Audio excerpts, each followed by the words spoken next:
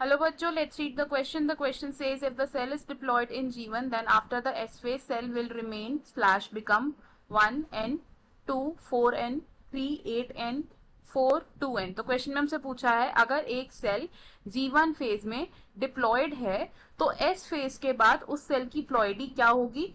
तो हमारे पास 4 options given है, हमें इन 4 ऑप्शंस में से एक करेक्ट ऑप्शन को चूज करना है। तो सबसे पहले क्या करेंगे, हम इस क्वेश्चन में की कॉन्सेप्ट को समझेंगे। इन दिस क्वेश्चन हमारा की कॉन्सेप्ट क्या होगा, इंटरफेस। इंटरफेस क्या होता है, सेल साइकिल का एक प्रिपरेशन फेज।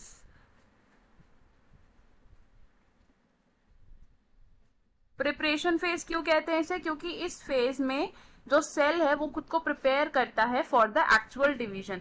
अब ये जो इंटरफेज होता है इसके 3 सब स्टेजेस होते हैं जिन्हें हम क्या कहते हैं, गैप 1 फेज या फिर G1 phase, synthesis phase which is also called S phase, और गैप 2 फेज जिसे हम क्या कहते हैं, G2 फेज। अब गैप 1 फेज में क्या होता है, गैप 1 फेज रिप्रेजेंट करता है उस इंटरवल को जो लाई करता है between actual division and DNA synthesis. ये क्या है, interval between division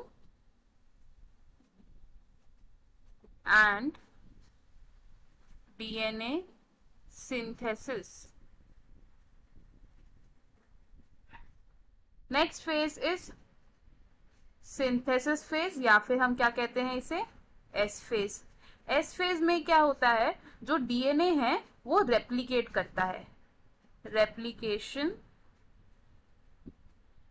of DNA.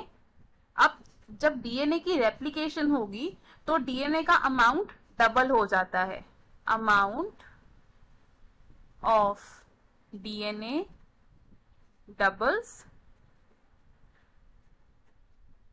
सिर्फ डीएनए का अमाउंट ही डबल हो रहा है, उसकी प्लॉइडी पर कोई फर्क नहीं पड़ रहा है, यानी कि क्या होगा, chromosome number does not change, chromosome number will not change.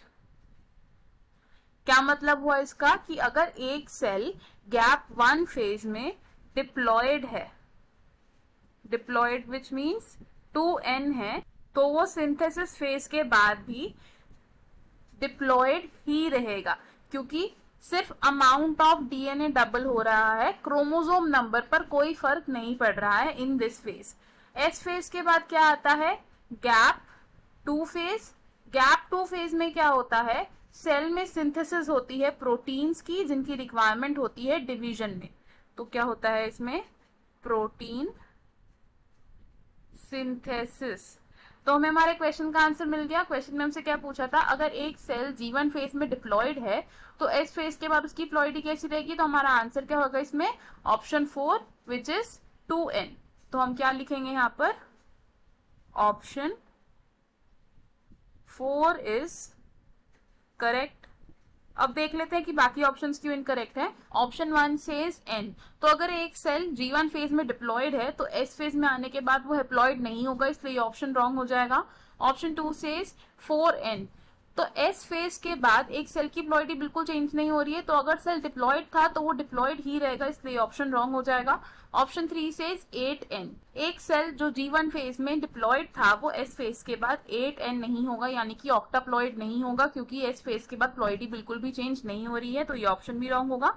सो हमारा करेक्ट और फाइनल आंसर क्या है, option 4। I hope you understood it well. All the best, thank you.